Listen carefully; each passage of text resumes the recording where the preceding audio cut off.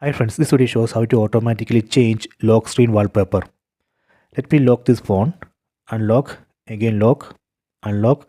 See, lock screen wallpaper is not changing automatically. I will show you how we can fix this. Let me log in.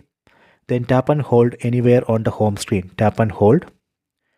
Go to wallpaper and style. Tap here. Go to change wallpapers. Go down. Tap on wallpaper services. Tap here.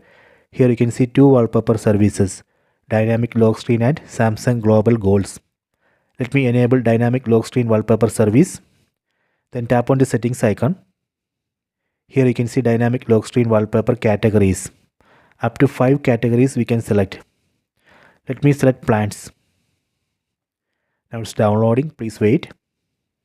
Okay, done. See the message wallpaper applied to lock screen.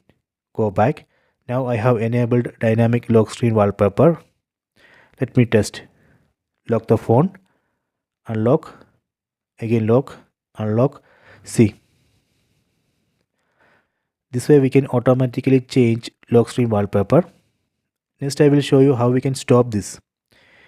Again, go to wallpaper services. Here select none. Then tap on apply. So this way we can stop that. Let me test.